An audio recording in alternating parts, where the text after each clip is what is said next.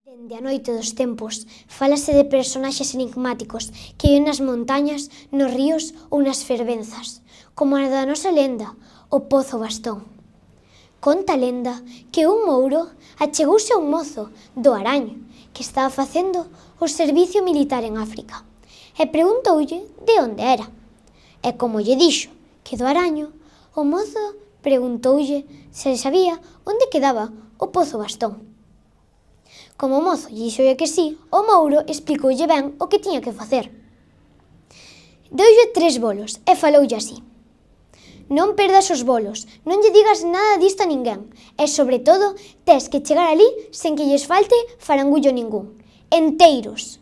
Entón, o mozo, ao chegar ao Adaño, antes de ir ao Pozo Bastón, pasou pola casa. Cando chegou á casa, deixou os bolos pousados na mesa da cociña. Mais a muller, curiosa, quixo ver o que había naquele envolto e colleu unha farangulla de un deles.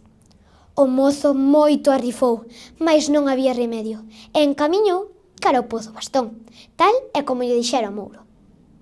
Tirou o primer bolo e saleu unha rapaza cunha fermosura nunca antes vista por el. Tirou o segundo dos bolos e saleu outra rapaza, igual de bonita que a primeira. Faltaba o terceiro dos bolos, o mordido pola muller.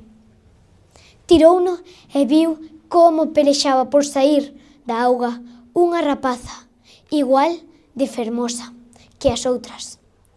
Pero a esta faltáballe unha perna.